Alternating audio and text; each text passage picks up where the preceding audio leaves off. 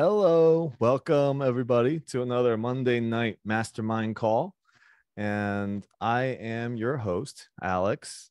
We've been doing this for a little over a year now, and just really excited that, so many people have created a lot of value and that I've been able to provide value, bring amazing speakers on here. We've had so many awesome speakers that have, just really changed the way that I think.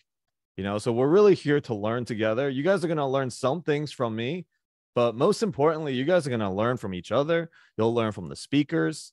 And this call is really designed to help you guys find perhaps a different vehicle to create financial freedom.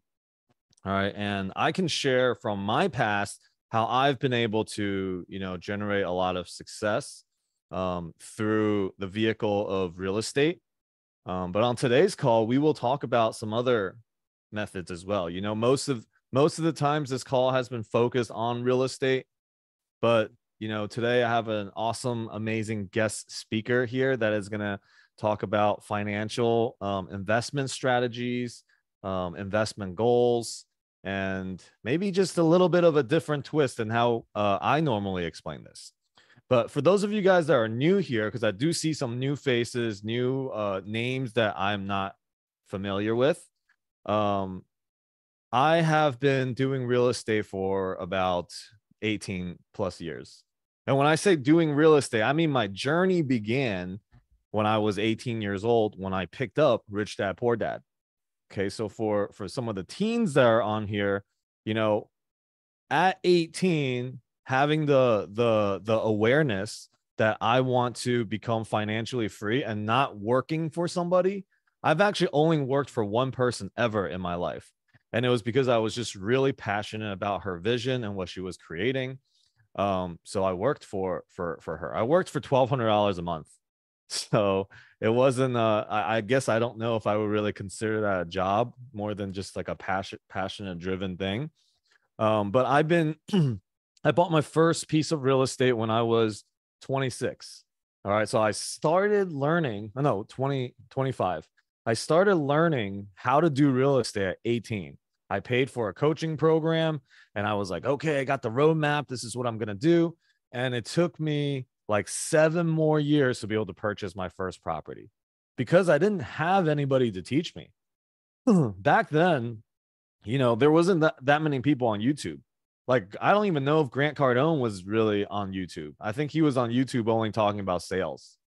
He wasn't talking about real estate. So it was really just Robert Kiyosaki kind of listening through CDs about what I can do and buying his other books that he had, but not much resources online. Nowadays, you can get resources everywhere. Now, the only challenge today is, who do you listen to? Right? So many people talking about real estate and everybody having conflicting information, and it's actually going to make it even more challenging. So I think more important than ever today is to find yourself the right mentor, the right coach, somebody that you vibe with, somebody that you like the values that they live their life by.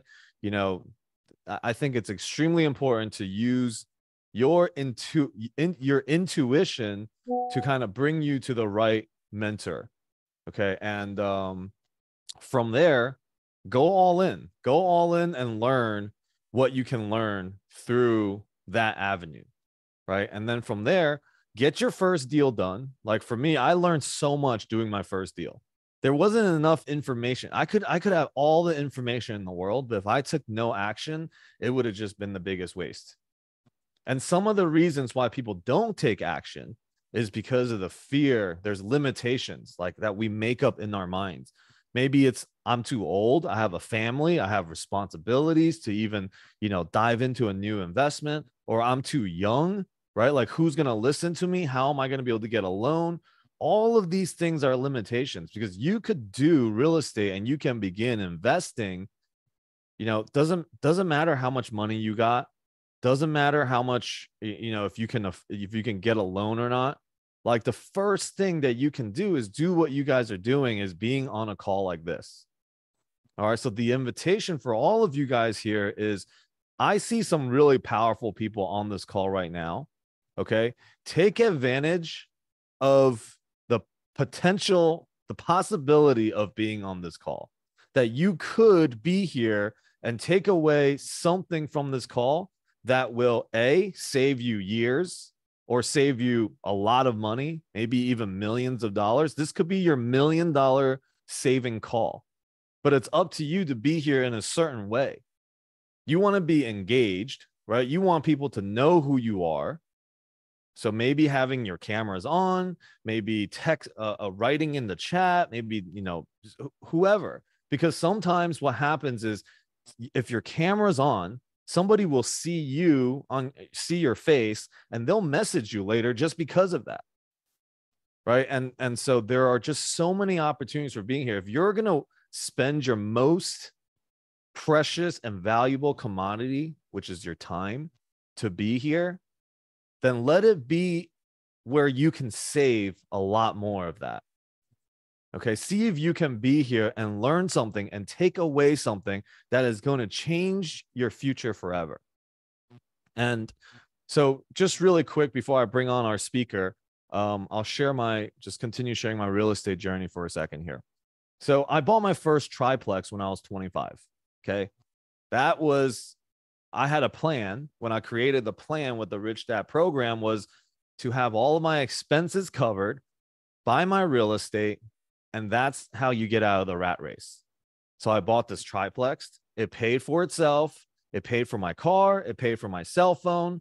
And that was about it. I didn't really have any other income, but really the pressure of living, right? Our most expensive, our biggest expense really, besides taxes, is our rent or our mortgage, whatever you want to call it, just living, having a roof over our head, right? That's our most expensive expense.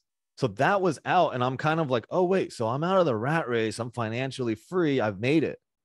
But with no extra income from there, like, yes, I got my time back. I could have done anything I wanted, but I didn't have any money to do anything, right? It was just this property. And what happened was it just so happens that this property that I bought appreciated to $660,000 from 220 to 660. And I had listened to Rich Dad Poor Dad, Robert Kiyosaki, talk about cash out refinance. And I was like, wait, how do I do this? Right? I didn't have anybody to guide me.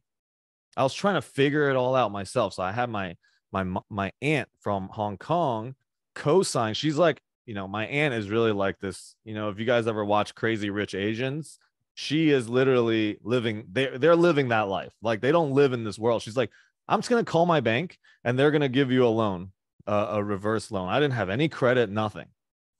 So that was my first lesson, that through relationships, if you can build a good enough relationship, you can get what you want. I was like, all right, I got to focus on relationships. So here, you guys get to do that.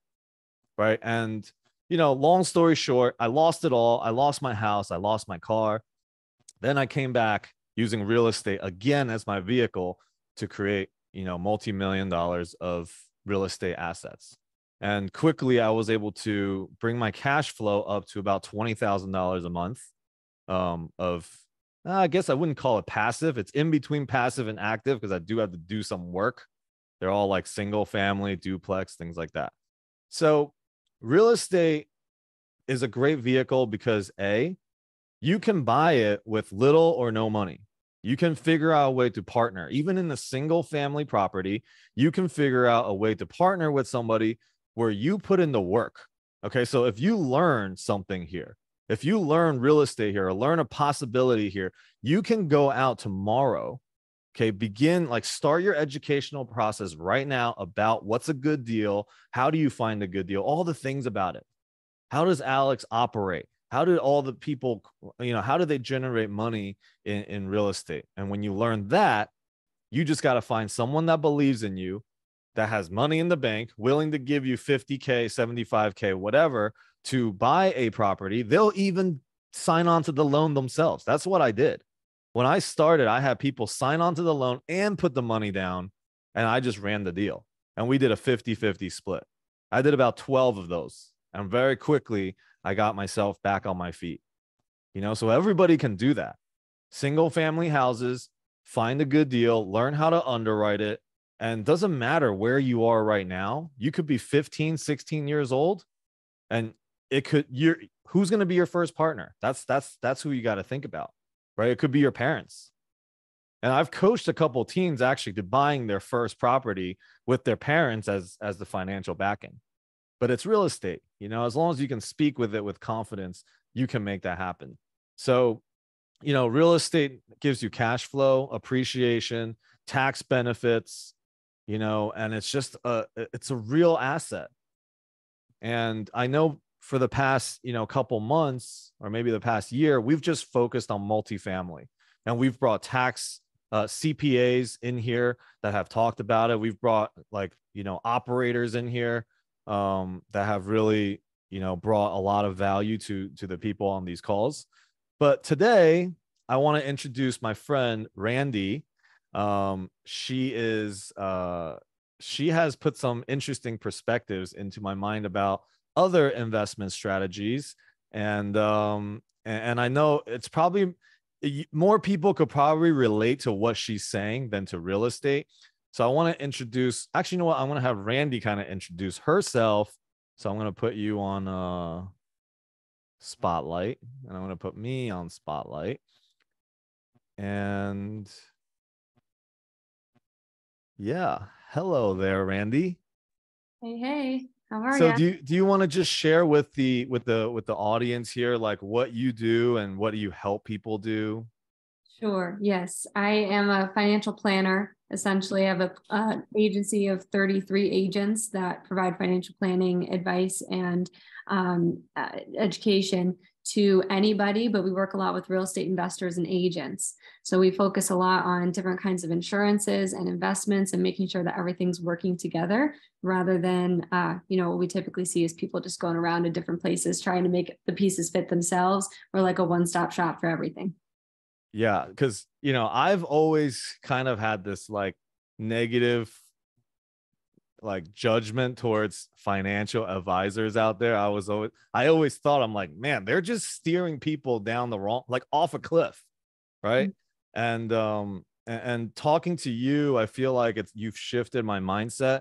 And anybody that's able to like give me a new perspective, I'm extremely like grateful for. So, you and I have been talking for the last couple of weeks how we can help people. And so what do you do today that, how are you helping people plan? Yeah. So what I do, like very specifically, when I sit down with somebody, I have them go through a questionnaire and I find out everywhere where they currently are financially. And then what I do is I broker for about 200 different companies. So I'll look at each area of their finances and say, okay, here's what you're doing well. Here's what needs improvement. And here's how we can make the improvement by moving here, moving there, or maybe putting them with somebody in my network. So for example, if somebody's not taking advantage fully of a Roth IRA, that's tax-free money during retirement that they're leaving on the table. So I'll coach them up on how to take advantage of a full Roth IRA all the way up to, all that they can, the maximum that they can contribute that year, if that's doable for them. If not, we'll save the money in some other area in order to reroute that to the Roth IRA or whatever strategies it is that we need to implement. That's what I'm doing when I'm sitting down with somebody, just bring clarity to their current situation and then move it along on whatever it is that they decide they want to move on. Mm-hmm. So on this call, like I'm going to probably press you with some questions because I'm just a huge believer that there is no vehicle stronger than real estate. And I don't know if you agree with it or not, but I would love to just hear the other side of it because I think it's important for us to kind of see all the pieces of the puzzle so we can see where we are exactly and what tools we can use to help us get there.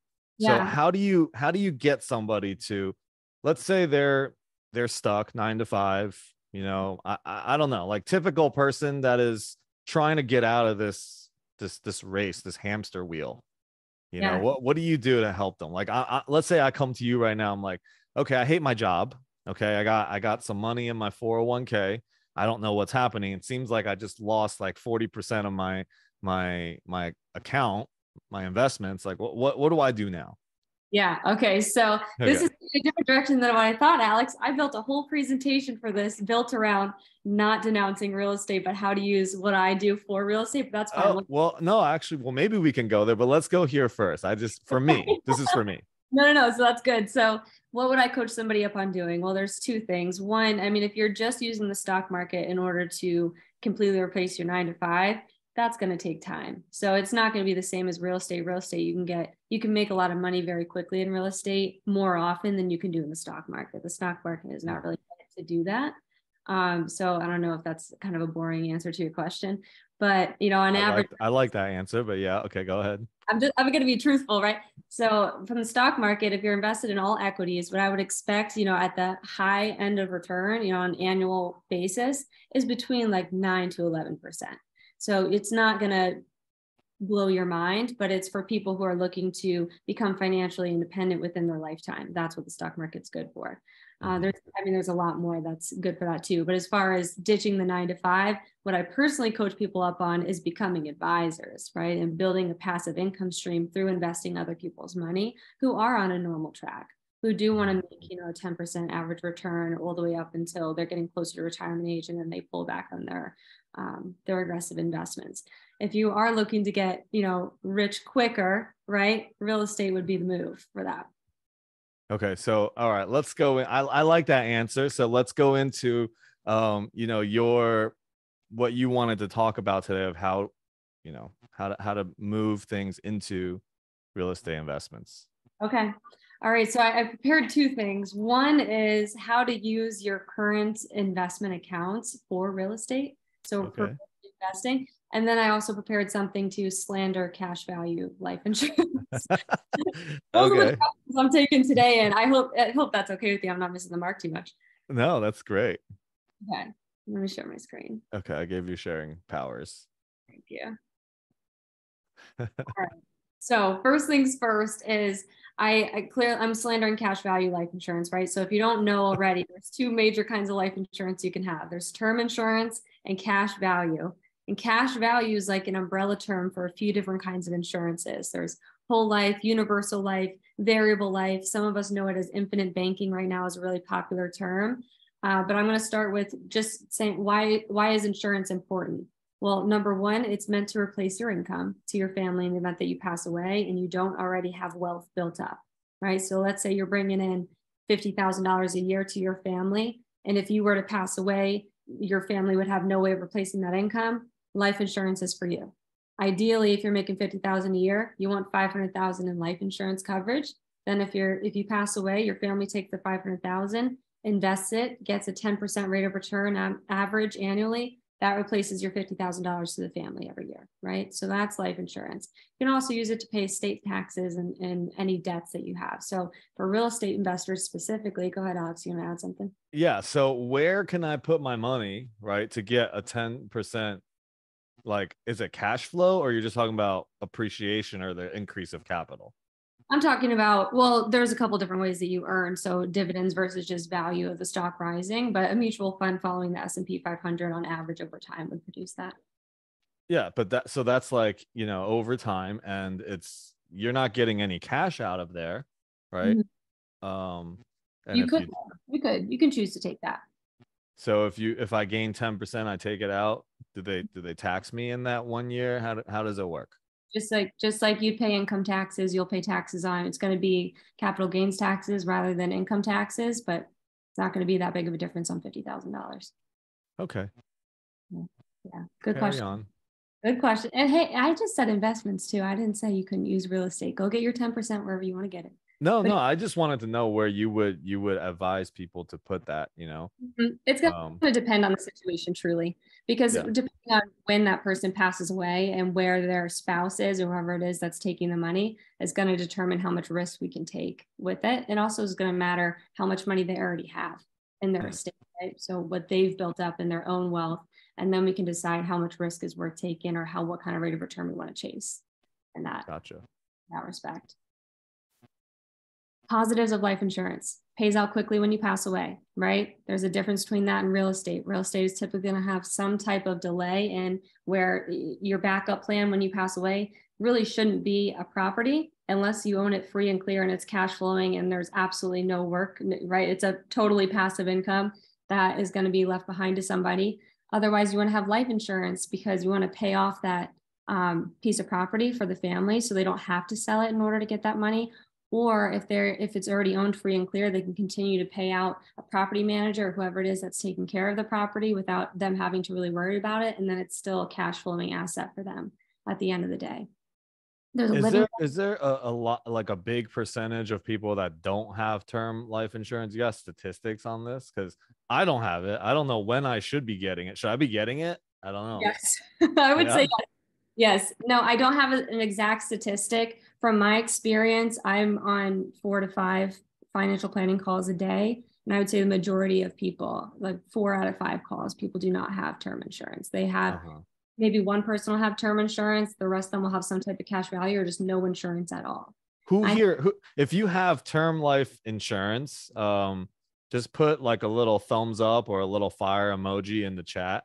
Because I'm just curious, like, because I don't have it, and I'm wondering maybe I should. I don't know. Yeah. Okay, so 2 people got it. Okay. 30. There's 44 people here. Yeah. Let's see. I tend to agree with that, Maricela. I do. But it seems like it might be good. Oh, index life. That's universal life. What was that? You can also borrow against your term life insurance, which I've done. You just pay yourself back. So that's going to be actually different. That's what I'm going to be denouncing today. I'm sorry. All right, great. Let's get to it. I'm excited to hear. Okay, so some people do have it. Okay, cool. Yeah, some people got index. It's hidden in there, right? If you become terminally ill while you're alive, you could take from it. If you become disabled, the company takes over your premium payments for you, under certain restrictions, those kind of things. But let's talk about, I'm going to break it down very simply, the difference between term insurance and cash value. And that's going to make that last statement a lot more clear to everybody. So right here on the left-hand side, I have an example of cash value life insurance. And the reason I talk about this on real estate calls is because real estate investors are typically targeted for cash value life insurance. Reason being is because they promote that you can borrow against the policy and leverage that money to use to buy properties, right? So that seems to be, something that real estate investors are interested in because they're always looking for some way to fund their real estate investment, right? The big term for it right now, if you're on TikTok or Instagram, is infinite banking. So on the left-hand side here, I have an example. My example couple here is John and Mary. They're 35 years old. Wait, I don't see that. Whatever you're. Oh, you don't? Thank you. Okay, let me see. Oh, this is going to be a very interesting conversation with all the real estate investors here. I know. I like having these. So I do a lot of I evaluate people's current policies that they have. And which sometimes if your ego is a little bit too big, it can make people upset because they've been paying these policies. And then I also do agent confrontations. And I don't, it's not negative, right? I don't beat down on the other agents, but that's when somebody's had a policy for a long time, they've been sold into it, they really believe in it. So they need me to sit in front of their agent with them and go through the policy line by line so they can. Oh, that's awkward. Okay. It is a little bit awkward, but sometimes you have to do it, right? Because people don't want to get fooled twice, if they feel like they've been fooled once. So anyway, all right, my example couple here, you can see this now, right? Yep. All right, John and Mary, 35 years old, for a whole life insurance policy. They have a $100,000 death benefit on each of them, costs them $225 a month. And with this policy comes a cash value. So that's like an investment account or a savings account that's wrapped into the insurance policy, right? The way this is sold to them is, John and Mary, how great is this? You have this cash value that you can tap into anytime. You can borrow from the money. It's tax-free when you borrow it. When you have the money taken out, it's going to continue to grow in the cash value as if it's still in there. And you have life insurance for your whole life. Doesn't that sound amazing, right? And it does. Here's how it actually works. Let's say Mary passes away, for example. John's a beneficiary. He would have to pick between the death benefit or the cash value. So 100,000 or 76,000. So which one is he going to pick, Alex? 100,000. 100,000, right? Because it's more money. So the insurance company is going to take that $76,000. So for the last 30 years of their lives, they just paid $225 a month to get a death benefit and a cash value account. When one of them passes away, right? When they pass away, you don't get both. You get the death benefit or you get the cash value. You with me so far? Wait, so if I put 225 a month, the cash value you're saying at the age of 65, like saying whenever they die. Okay, gotcha. Whenever they die, the cash value goes to the insurance company. So they've basically just given ownership of their money to the insurance company. Here's the other issues with it. The agent, when they sell this, boasts the fact that you can borrow from the policy, which sounds amazing. You can borrow it tax-free. But what you're doing is you're taking a loan on the cash value from the insurance company because you don't have ownership over your money anymore. So you're paying interest to the insurance company to use your own money. Does that sound like a good deal still? Well, but you're also getting, is it normally higher or lower than what the rate is like in there as it's growing? You asked me to, when we made this plan, you asked me to have a specific example. So I'm going to show that after this. I have a specific policy that I went over recently with somebody. No, they will never earn more than the amount that you are paying to use the money. Okay. So, right. Okay. So $225 per month for 30 years is actually $81,000. So you don't really gain anything. Yeah. You're at a deficit. Right? Okay. Now I know that what was pitched to me is that I can put like 70,000 or 100,000 in today, and literally within a couple months, I can take 90% of that out as a loan against myself. And then, if it's at 4%, it's supposed to still gain at like 5%, something like that. Yeah. It's never happened. Show me a time. I've gone through so many of these policies and I've never seen that happen. Plus it's written in the fine print of the policy that it won't. I have it as an example, the one that I'm using today. Okay, cool. Plus, even if it was, why would you take that chance? Why would you give ownership of your money to an insurance company to take the chance that you might earn more than what you're paying to use your own money? At that point, put it in your 401k, right? And take a loan on yourself and pay yourself back with interest. Or put it in a self-directed IRA and use that money. You're the one who's funding this money, right? So you can grow it however you want and then use that. If it's going to be invested in the stock market through your insurance policy, why don't you invest it in the stock market through your own investments and then use that? It really just doesn't make any sense. Okay. You're always going to be at a deficit inside of there. Term insurance, on the other hand, a lot less expensive, right? It's meant to be a temporary solution until you are independently wealthy. So you have enough money to where you can cover all of your assets and replace your income and cover your family, in the event that you passed away. Insurance is meant to be a temporary solution for that. So term insurance, the same couple, John and Mary, 35 years old, they could get a 30-year level term that's going to cost them $80 a month. Okay. They're going to get $250,000 in coverage. So it's 2.5 times the coverage they had over here for $145 less per month. So if they take that $145 difference and invest it for themselves, getting a 9% rate of return on average till they're 65 years old, they have about $265,000 in their own separate investment account. So if Mary passes away in the next 30 years, John has $250 plus wherever the investment account grew to. She passes away outside of that 30 years, they have $265,000 more than even if they did get both over here, right? That's the general difference between term and cash value. Go ahead, okay. Reed.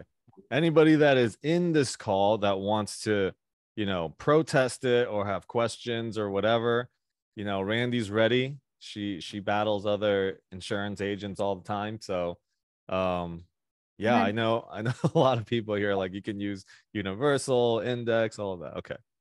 So. Go ahead. I'm ready to hear it if somebody wants to go. In the meantime, I'm going to pull up an example. Okay. This one was specifically created for the idea. Oh, shoot. Thought I took the name off everywhere. Everybody close your eyes. Okay. Eyes closed. Thank you. All right.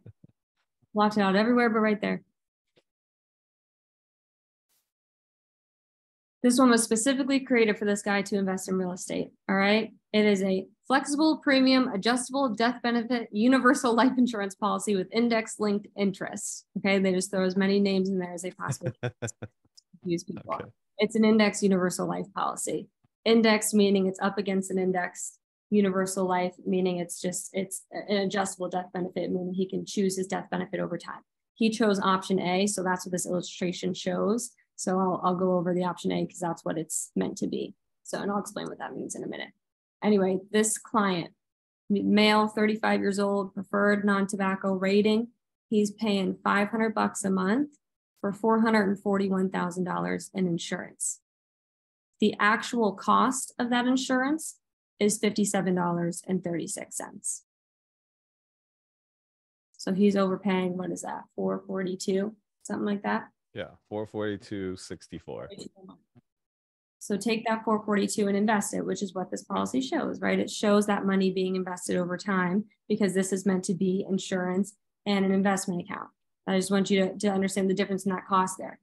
When cash value policies are meant to be insurance for life, but I'm going to show you how that doesn't happen. Okay. First, let's talk about the actual amount payable in the event of death will be decreased by any indebtedness to the company. Meaning if you do borrow against the policy, right, and you pass away while you have a loan out on your cash value, that's deducted from the death benefit. Okay. At the end of the no lapse period, the guaranteed policy values may be insufficient to keep the policy in effect unless additional premium is paid. If you pay the monthly no lapse premium, the guaranteed period is to age 50. What does that mean in like easy terms? Your no lapse period is the amount of time that you're locked in at only having to pay your minimum, which in this case is 187. So he's choosing to pay 500 because he's trying to grow his cash value. But the cost of the insurance, what they're saying the insurance cost, which I know is only $57.36 because I ran a quote for a policy that lasts the same time that this does. But what they're saying it costs is 187. So they're overcharging for the life insurance, which in a very simplified way, when they say that they're giving you a rate of return in a policy that's not index linked, so that would be like whole life, right? That overpayment of premium is actually what the dividends are made of. So when they give you a guaranteed 2-3% dividend, they're just overcharging for the life insurance and returning it to the shareholders because that means the company turned a profit, right? So that's what that is. So in this case, that's not that because this is linked to an index. So they're an index, so they're not offering a dividend anyway, but whatever, they're overcharging. So 187 is your minimum. The no lapse period is how long your policy will stay in force as long as you pay 187 per month. However, at the age of 50, this policy could lapse if you do not pay more for your insurance, meaning you're not locked into this price, meaning this is essentially a term policy disguised as a whole life insurance, but index universal life insurance policy. Okay. So it's not going to last your whole life because the cost is going to go way up. So just the same as term, when you get to the end of your term, you either have to buy a new term policy or extend out to age 99 with whatever end of term options your company offers. You with me still? I have a question. What? People that are selling this, like, do they know what they're selling? Like, do they know all of this when they're selling it, or they just kind of just whatever is told to them and that's what they say? There's only 2 agents I've ever met with that really understood it and decided to keep going with it. And their reasoning was they built an entire book of business and were making a lot of money off that. So if they were to go in a different direction, then, you know, they kind of wasted a long time of their life. The majority of the agents that I sit down with, I don't really think they understand it because they're not reading the fine print of their own policies, number one. But number two, a lot of the numbers in here, in order to understand how they're affecting the client, you have to take time to do math inside of the charts, which I'm not going to go into today because it takes a very long time to do that. But you have to do the math inside the charts, and they're just not doing that. They don't understand it. They're sold on concepts, not on numbers, right? Yeah. Okay. So if you don't have your investment license, this is the only possible way you can offer an investment to somebody. So sometimes it's just the only offering they have to give, and they got to sell what they have. All right. Carry on. All right. Option A, is the death benefit that was chosen for this policy, meaning they get the face amount or the account value multiplied by the death benefit ratio. So they only get one or the other. Option B was an option for him to take. However, I don't have an illustration to show what the cost of the premium would be. So I can't show you that. That's where you get the face amount and the account value. What it does though, you have to pay a very high premium in order to do that. So you're paying more money just for the opportunity to keep your money. Okay, it wouldn't work out, but it's not shown in here, so I have no numbers to actually show that. All right, but you can, I have an article I'll put in the chat box here if you guys want to go read it after this that talks about what option B is and how that works. Sure. All right, something that's not mentioned in here is the expense charges. It says each monthly deduction consists of monthly costs of insurance, the expense charges, any charges for additional benefits, blah, blah, blah. The expense charges are not named, so we don't know how much they're taking because this is an illustration, but I just wanted to point that out. There's a $25 withdrawal fee for each withdrawal. So imagine you have an investment account or you have a savings account, and every time you go to take money, you have to pay a $25 withdrawal fee. Would you ever do that? No, stupid. The owner may borrow any amount up to the available surrender value, which you brought up a few minutes ago, right? If I'm putting a bunch of money into this policy and I'm only allowed to take up to 90%, why wouldn't I be able to take all 100% of my money, right? Yeah, and I think some are even less, but you know, there's like they different are. things. Okay. Yeah, 90% is really high, but why would it be any amount less, right? I should be able to take my entire cash value, just not go underneath, right? Yeah. The maximum rate of interest charged on a variable loan in this policy was 5%. On a fixed loan, it's 8%. The loaned portion of the account value will continue to grow at the loan collateral interest rate of 6%. So it's a 2% deficit.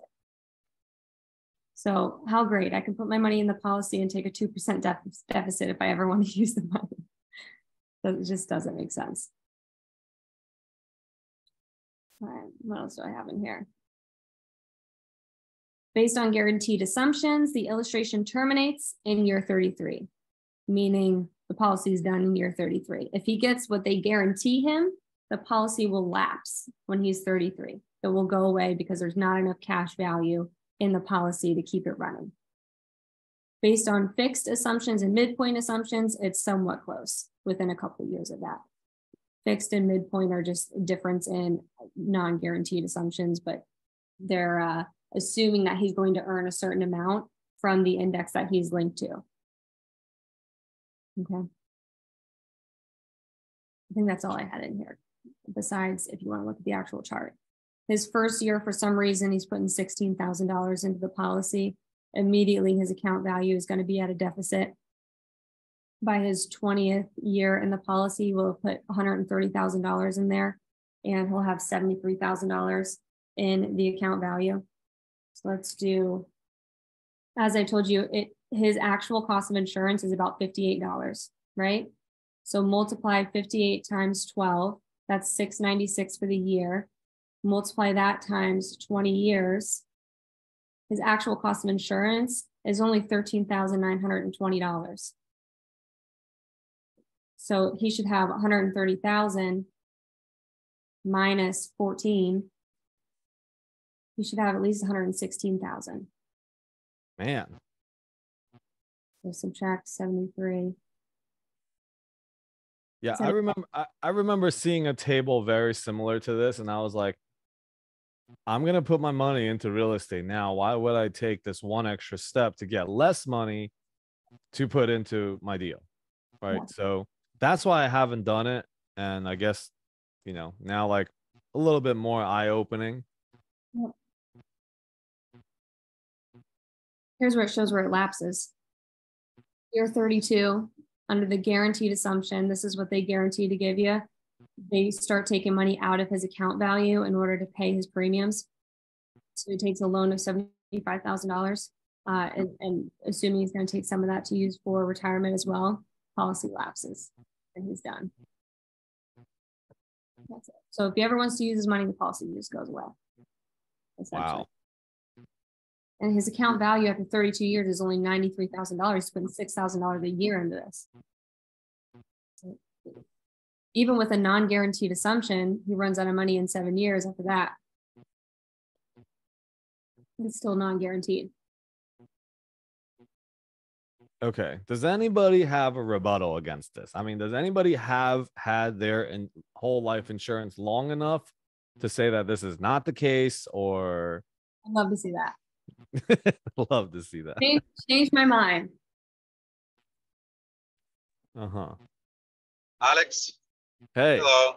I was waiting for you to speak. Yeah, thank you for, it's so nice to have you here, Randy.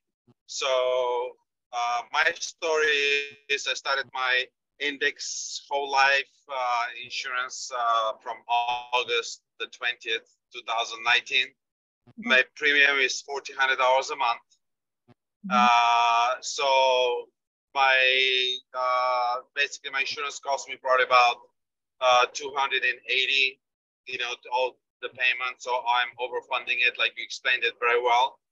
So my projection is for 15 years. If I don't touch it, I'm going to be worth close to $1.1 million. So the money I would put away for 15 years, it's $250,000. And my value will be 1.1 million, stretched out up to my 95th year. So what it is at 60 years old, if I choose to stop paying it, I'll be getting $3,000 on average, roughly estimated, until my 95th year. So it doesn't sound like a lot, but $3,000 in addition to what you're doing, and you can live anywhere in the world, why not? Another thing is, if I might pass away earlier, whoever is the co-signer on my insurance, they will continue up to my projected 95th year. They will be receiving that $3,000 a month. So that money will not be gone. Now, if they want to cash out, they're going to have a choice, but they're going to lose value and money. Yeah. So, and everything is just tax deferred. So I do believe in it. You're absolutely right. Not too many people understand it. Another thing I would like to bring it up to justify what you're saying is Miles, he's a very good friend of mine and one of my old students. He made it very clear that for the index whole life insurance, not too many people really understand it for once, or explain to them well enough. Second, the insurance agent, the whole life insurance, they really don't want to focus on that because you're actually insured for much less money. So if I die today, let's say, my brother's going to get probably about $470,000-$80,000 I'm worth right now, which is constantly increasing, right? So his commission is much less for my friend to help me the best possible way. It's solely designed to work for me, myself, and my future family, possibly. But most of the agents, unfortunately, and it looks like you're justifying also, they don't want to present that kind of insurance that would work best for their clients in the long term, because they're going to have the smallest possible commission. They much rather insure them for $1 million, and they're going to pay $50 per month, and they're going to get easier and relatively better commission overall, or a whole life thing that they don't explain it thoroughly, blah, blah, blah. So for me, I can take out money at 5%, and my money is still playing on the market. And if I don't want my money to play on the market, if I choose to use them for investment, it's 3.5%. And that is negotiable at the beginning of the contract. You would know that. So this is, some of them, they can take it at 4%, but that's very rare. But I got so many perks so that, I'm happy on the 5%. Will you repeat that? You can take your money taking a loan at 5%. And what was the 3.5%? And 3.5 if my money does not play on the market. 3.5% guaranteed. Yeah, 3.5%, which is it's set percentage, not variable. But that's what he negotiated for me. Okay. I came to find out because I did take out $25,000. Unfortunately, I was hoping the market, I did some investments, some stupid crypto. Okay, it's gonna come back and all this bullshit, and I froze my money and I'm pissed off about it. So how you smelling? Instead of investing, I could be like right now in the real estate. So it's recumulating. You know, I'm not gonna touch. So I'm paying 5% interest, which this year is gonna offset, by the way, because last year was bad. I was on zero. Another thing I want to mention about the index whole life is when the market goes down, you never lose your money. You're never on negative. You're on zero. So once the market start climbing up, you start gaining your dividends, and it's accumulating, and that's the infinite banking. If it goes down again from where it was from last year, you're never on negative. I'm on zero. Okay. So I never lose my money. Yeah. How much cash value do you have built up in the policy right now, 3 years in? I think I built back close to 20 grand again. I mean, it's still new. It's from 2019. And now those 15 years, I want to make it clear, if you don't touch your money, a lot of people, they tend to touch their money to use for something. It does make sense to invest them in real estate, but stupid me, I went with some crypto, this bullshit, and it was a mistake. I'm learning from it, but I've sucked it up, and I'm not going to do it again. So is that 20,000 not including the loan that you owe to it, or how does that? You have 20,000 plus you owe 25,000 to it. Correct. Yeah. So right now, probably close to 80 to 20,000 cash value that I can withdraw at any time and grow. And the 25,000, I still have this loan. I owe the 5%, which this year most likely is going to offset because it's up. So I might have probably 3, 4, maybe 5% growth. My max is 10%, so I can get other perks. Some people, they can get it up to 12% to grow per year. So the overall growth is not as much. And that comes to a question, by the way. What is your information for the last 30 to 40 years? What is the average gain on those index life insurance? You know, like when people, they don't touch the account, but what is the average growth estimated to your knowledge? Curious. Or I don't know. For an index universal life insurance policy, I don't know, just because it could be against any index. So that's tough to say. But I know that BS500. I'm at the BS500. What'd you say? The 500, the BS, what is it called? Oh, S&P 500. Yeah, inside an index universal life policy, it's going to be different depending on the policy, based on the cap rates and the expense charges and the withdrawal charges and everything that's in there. So I really don't know what it would be inside of a policy like that. The S&P 500 on its own over the last 35 years is, well, the last 100 years is 10%. Last 35 years is less than that. It's more like a 7. Okay. Yeah. As far as I know, it's 8.1%. And my conservative calculation for those average 3,000, you know, for 15 years, I don't touch it. I'm never late on the payments. Was estimated on 6.1% average growth per year. Right. Which is under the market, you know, they just want to do it. 1.1 million is an assumption of 6.1% growth. Correct. Okay. But you're guaranteed. 15 years. Yeah, and it gets paid off for 35 years from my estimated 60 years. Yeah. How old are you? Right now I'm 48. You're 48. 49. 49. Okay. Happy birthday. Yeah. So at 49 years old, that would actually open you up to investment vehicles that have guaranteed rates of return that are higher than 3.5%. Okay. Yeah, I know for a fact that Equitable has between 5 to 7% guaranteed rate of return. And if you're not planning to touch this money for at least 6 years, that's a higher rate of return right there. And you never have to worry about taking a loan on the money. That money can still earn. You put $50,000 into the policy right now, there's $20,000 to show for it in the cash value. You have $478,000 in life insurance. I'd have to run a quote with your date of birth. I don't know how much that would cost. I'm going to bet it doesn't cost $280. I think this gets to be something that maybe Svela, you work with Randy on like outside and then report back to us, because this is taking up a lot of time.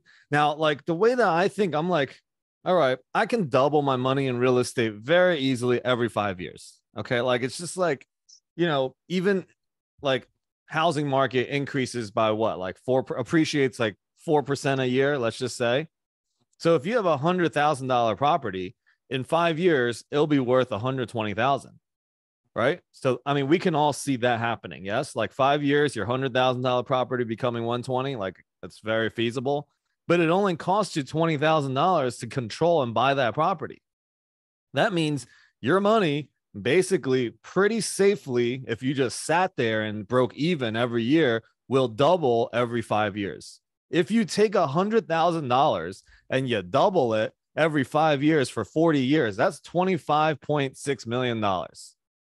I just, like when I think about real estate and then I think about, these other vehicles, I'm like, what is everybody doing? And it kind of baffles me. And even this conversation, like, I feel like I'm pretty sophisticated in terms of, understanding financials and finances. And when you're talking about this, I feel lost, and it just does not make sense. I'm like, why make this thing so complicated? It makes me trust insurance companies even less now, and institutions, right? So, how can people take that and invest it into real estate? And yeah, like Maricela is saying, you can leverage. You can't leverage anything else. You can't buy Tesla. You can't buy nothing leveraging, 80%. Like, you just can't. So, how do we, I think what I want to know is, for everybody here, if they got stuff and other things, how do they get themselves to be able to move these investment vehicles around that they kind of got suckered into? Because that's what I feel like is happening. Because, you just said it, half the people are selling concepts. They don't even know anything, right? And everyone's suckered into it. How do we take that and move it to real estate? Yep. Okay. So I have 4 minutes. How long does this call go? Well, it goes to 5:30, and we're going to do a networking thing in like 10, 15 minutes. But I do want to give people an opportunity to like ask you some questions. Okay. So let me go quickly through this piece and send me your policy. I'll take a look at it. It wasn't that's right. Wasn't quite what we were looking for, because you're only 3 years in. So we don't actually have any of the proof that you'll be at 1.1 million in cash, right? Or that it's going to work out the way that it was said to, but send me the policy and I'll look at it, and we'll do, I'll come back on another Monday call for everybody here for that. So, okay. 401ks. Actually, let's go straight to what you want to talk about. All right, here's some rules or tips for liquidating retirement accounts in the best way possible. It's not recommended to liquidate a 401k or traditional IRA prior to 59.5 due to the penalties, right? You have a 10% penalty, plus you're going to pay taxes on those accounts. Money liquidated from a 401k or traditional IRA would be considered income for that year. So you also pay income taxes, right? That's what I was referring to as far as the taxes. If you'd like to use your old 401k funds prior to 59.5, you want to do a direct rollover from the old 401k to a traditional IRA, and then convert the funds from traditional, meaning pre-tax, to Roth, meaning post-tax. You'll pay taxes on this conversion when you do it, but after 5 years, the amount that you converted will be free and clear to use without penalty on anything that you wish, right? So that's one way to get your money out long-term. So if you have money to invest with now, that's great. If you have money in a traditional IRA that you would like to use prior to 59.5 on real estate, just think ahead, right? Think 5 years ahead. What might I want to use? How much can I afford to convert this year without moving the needle on my taxes? You want to speak with an accountant before you would make this move, right? Before you put yourself in a higher tax bracket, but then that'll make the money available to you without any penalty. You don't have to rush taking money out of your retirement account if you can wait 5 years, if you have other income or other sources that you can use. All right. How can you use a solo 401k to invest in your real estate? So if you're self-employed, you have access to what we call a solo 401k. Basically, like a sponsored retirement plan from your employer, but it's not something that you do yourself, but you can put up to, I think right now it's $68,000 a year into there, depending on your income and what you have, how you have things set up. You can pull a loan from your solo 401k, and you're going to pay interest back to yourself. So rather than paying interest back to the insurance company, you'll pay interest back to yourself. So you're going to continue growing money inside your 401k, while at the same time using the money that you already have inside your retirement account to invest in real estate. It's tax sheltered. Your money goes tax deferred while it's in the account. You can contribute, oh, 62,000 a year. I think that's an old number though. I've been using this for a while. A smart way to fund your self-directed IRA. So if you have an interest in using a self-directed IRA, what's the difference between a self-directed IRA and any other IRA? Self-directed allows you to invest in alternative investments like real estate, right? But a self-directed IRA, you can only fund at $6,500 per year right now. So the drawback on that is how many years do I need in order to have enough money to actually invest in a good property? So if you use a solo 401k or any other retirement account that allows you to put more than $6,500 per year in there, that's a quick way to fund your self-directed IRA. You can put the money into there and then just transfer it over to the self-directed IRA. So if somebody's got money in their 401k or a regular IRA, traditional one right now, and they're gonna, and we've done this for people, and they go into a self-directed IRA, what's the process? What's the fee look like? What are people expecting? The fees depend on the company. I work with Equity Trust, so it's a pretty low fee. There's actually no fee for transferring the money in, but there are fees for making investments inside of there. And it's an entire chart of fees. So that's kind of the drawback of self-directed IRAs is they're pretty fee ridden. But if you specifically know that you want to invest in a property and it's the right property, then sometimes the fees are okay because they don't outdo what you're making inside from the investment itself, right? The self-directed IRAs, I have a partnership with Equity Trust. So if anybody has an interest in doing that, that's great. I don't handle them personally though. So I can't speak too deeply into that, but the process looks like contacting your 401k company, finding the transfer documents, and then transferring over to the self-directed IRA. And it's not tough at all. But you cannot move a 401k for a company that you're currently working with. Okay. So if you're working for a company that you have a 401k with right now, you cannot move it, but you can borrow against it. Yes. Okay, cool. And then so solar powered asks, can you show the pension slide again? Sure. The pension was just why you should move old pensions to an IRA. Biggest reason you should move an old pension to an IRA is because the majority of pensions, the beneficiary options, if people want to keep their pensions, right? Because it's guaranteed money that pays out for life. That's the purpose of keeping your pension. The problem with that is that the beneficiary options end with the spouse. So typically your spouse is going to get less than what you would have gotten if you pass away, and then it doesn't go to your kids or anybody else. So there are some pensions that are exceptions to this rule, but the majority of pensions operate that way. So if you would like to have something that guarantees to pay out for your entire life, that's really similar to a pension, you just need a structured capital annuity that would pay out in that way. Yeah, one important thing that Maricela and Chris, or I don't know if it's Chris or Maricela here, I think it's Maricela, but you can't invest money from your self-directed IRA into a property that you are the active operator in, right? So you can't just go and buy an investment property that you're going to run.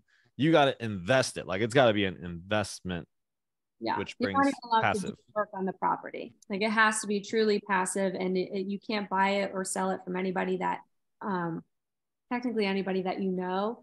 But before you were to move money to a self-directed IRA, you would meet with an agent and go over all the rules to make sure that any investment that you had in mind would make sense for that move. Now, hey, Maricela, Chris, I don't know if you can answer this, but what if somebody is kind of like a passive general partner on the deal, not managing partner on the LLC? It has to be a passive. We have several investors, but it has to be passive. I myself have a self-directed IRA, and I'm looking for passive opportunities where you have nothing to do with it, and you know that we're operators. So yeah, it has to be a passive investment. It cannot be even like if I have my brother buying something, it has to be outside of the immediate family as well. Okay, gotcha. Well, we have a deal that you can passively move it into, Maricela.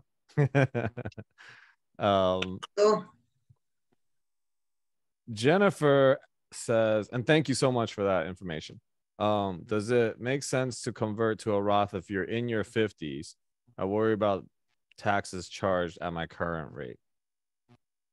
It's going to depend on your situation, Jennifer. So if you have any tax-free money already and you don't feel like you need more tax-free money at retirement, then maybe not. if you don't have any tax-free money and all of your money is taxable and it wouldn't move your tax bracket to convert some money each year, then you can start to do that, convert small amounts to Roth each year. It's also going to depend on how close to retirement you are. Now, if you only have a few years out, why bother? But if you're 10, 15 years out from retirement age and you think that your money could grow, enormously in that time, then yeah, then you might want to make conversions. You just want to make sure that you consult with your advisor and a tax accountant prior to doing that. Yes. I hope that's what you're looking for. Okay, awesome. Is you have anything else you want to share? There's a lot I could go over, but I feel like it's going to take way too much time, so that's okay. Maybe Yeah. I'll come up another day and do more. Oh yeah, no doubt. So Olu had a good addition there in the tax or in the chat box, though. Taxes have only increased over time, right? So the sooner you can have your money be tax-free for retirement, the better, because you're probably going to be paying higher taxes. True. Can you put your contact info in the chat for people, just in case anybody wants to reach out to you specifically, have questions that they don't want to openly, debate with you about? And so they can reach out to you. Alex, really quick for everybody, just really quick. Why did I sign up with Index Live? Is very simple, very quickly. It's going to take just a few seconds. As simple as that, how many people they can be consistent putting for me $1,400 a month, my case, consistently. Do I have my $16,000 at the end of the year saved up? The answer is no. So that's one of the main reasons is to save, to put the money, to be insured. So you just don't trust yourself with the money. I got it. I'm gonna fight you back on that though, because you're putting $1,400 a month away. You could do that. Yeah. You could do that with an insurance and investment bill and just consider it the same way. I mean, clearly you have the mind for it and you have the discipline to do that. Who cares if it's 2 transactions instead of 1 per month? Yeah. But 90% of the people, they don't tend to do that. And at least for me, and everybody that I know have not 90. done it. I think it's probably like 100, right? I mean, if you ever have money sitting in your bank account, trust me, you will get reckless and buy some shit that you shouldn't be buying. Okay. Every one of us is probably, that's why anytime I have over 50K, I freak out and I feel like I got to do something with it, because I know my ass is going to be tempted to buy a watch, do something stupid with it. So I don't even trust myself. And that's why I put it into real estate. So Randy put her contact info in here. I call that forced savings. Yeah. And this is the only reason, this is probably the only scenario which I think Dave Ramsey might be like onto something. Is like, basically you are not to be trusted with your own money. Like, that's why you shouldn't have debt. You shouldn't have all that. But when you learn to invest, you could develop a different relationship to money. Okay. And I think that's the important part, to be able to, look at it for yourself. Like, if I can do this in real estate, do a 2x in 5 years. All right, I'll take my tax hits right now. I'll take these hits right now because I know that this is what I'm going to do. So most of the times we can't see just a little bit further out, right? And so, like, being on these calls, talking to myself, Chris and Maricela, some other people here, we can help paint that picture better. So Maricela, if you want to add anything to what I just said right now, because you're the first person that I invested with in multifamily. So I just want to, and you were my first mentor. You're my first supporter. And I remember when we had like nobody on this call, you were here, like making it real interesting. So I appreciate you so much. Yeah. You're always so generous. So thank you for passing the mic. No, Randy, I applaud you for all the knowledge that you bring and the awareness. It's just myself, I move my money onto where I can play with it, and I have successfully doubled or 2.5 at least every 2 years in real estate. So it's a game that I know how to play, and I understand the rules and risks. So no, I applaud you for what you bring to I think awareness is the key for everybody. It doesn't mean we're all going to be jumping on any policies or so, but I personally love real estate, and yeah, that's how we're also making money for our investors. So I don't have anything else to add. I don't want to take sides. So sweet. Thank you for that. Yeah. So what we're going to do, and probably, we'll take a couple more minutes of questions here for Randy. Okay, 1 second, Carmen. But for, right after this, we're going to do breakout rooms, which you guys are going to get a chance to just break out into different rooms and network with each other, share with each other where you're from, what you're up to, what your challenges are, and just kind of give everybody a chance to talk. It'll be 10 minutes. Probably 10 to 12 minutes total. And so just be ready for that. And this is probably one of the best money worth moments that you can have, is to be in those rooms to network, like an opportunity to network with each other and get to know each other better. So I have the question here is, Alex, can you share the top 3 reasons why people choose not to invest in real estate? Randy, what do you hear? You hear this probably more than I do. I don't know. I kind of like block it out and I can't even hear it, maybe. No, I'm just kidding. Yeah, I think the majority of it is not understanding it well enough to outweigh the risk, right? So if you were to invest in a property, that's not something that you can do willy-nilly. You have to have good underwriting and understand what you're doing. So I think the biggest block for people is just understanding it, number 1. Number 2, people don't realize that they can invest without having a lot of money. They think that you need to have a large sum in order to invest in real estate, whether it's single family or multifamily. I don't know if I really have a third one. Those are the 2 that I hear most. Yeah, I really think all of it just comes down to lack of knowledge. Like we listen to what everyone else is doing, and what's being pushed to the masses is is putting it into these 401ks, into these index funds, into all of these, because everyone's doing it. Right. And then real estate seems like, oh man, like I've heard some stories, right? And then also, because everybody's got some real estate trauma stories when it comes to like running a property, renovating a property. But more often than not, all those nightmares, people actually exit those deals like either even or actually up a little. I hear so many stories of like, man, this was a nightmare. It was terrible. But you know what? Somehow I still made out a little bit on top. You can literally fall on your face so many times, and real estate kind of bails you out. If you're in the stock market and stuff, you fall on your face, sometimes you don't get bailed out. And if you do get bailed out and you come out on top, the government, who's your partner, is going to be like, I need my cut now. Right. So I think more that question, I would want to answer more like why people should that aren't. And it comes down to the biggest thing I think is like, well, cash flow is definitely huge, right? Yes. And listening to naysayers. I mean, you got people that aren't doing it, so they're going to tell you not to do it, right? They're not going to be doing, investing in the index funds and crypto and whatever and say, hey, you should invest in real estate, because then they would be doing it. Otherwise, they just look, ridiculous. Now, no offense, no like judgment against anybody else that's in crypto, whatever, but we do really want to always make a case in real estate. Like for me personally, I got the experience. I know like it's not even that hard. The how to do it is like really so tiny compared to just the courage of taking the action and doing it. You do your first property, you will learn so much more than any concepts and anybody can really teach you. Like just do your first deal, like try to have a mentor like with you. If you can have Maricela, awesome. If you can have me, awesome. Right. Like we would be able to guide you because we've had so much experience with real estate. Roberto's also amazing with building and doing, ground up construction work. Like you want to put the different people together. And that's the most important things. Like the knowledge might not be there, but that's okay. You got to build relationship with people that have knowledge.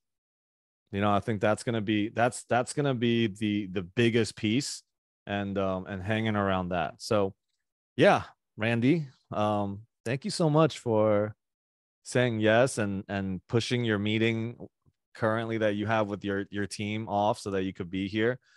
Super appreciate you. And I look forward to every time I see my calendar with your name on it that we have a call set up.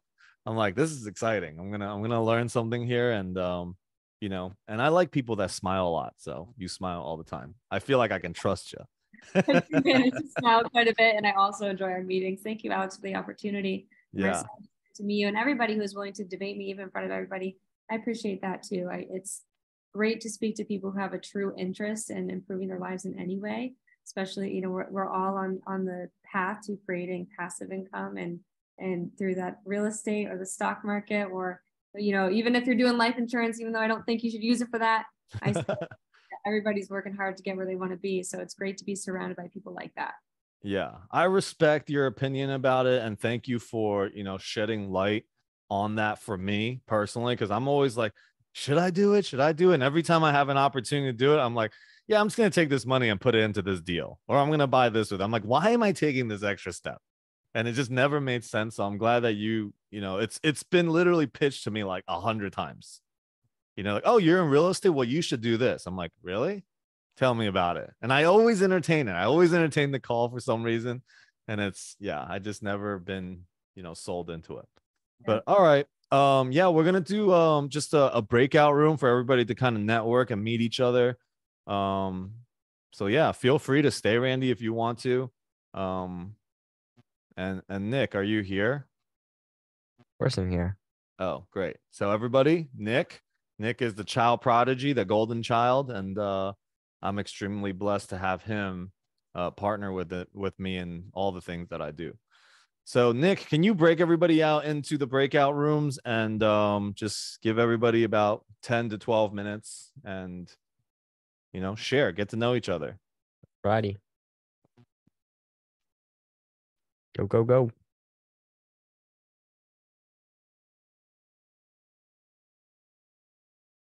That was fun. It was. Hold on, let me just get out of the speaker view. Okay. Hi, recording.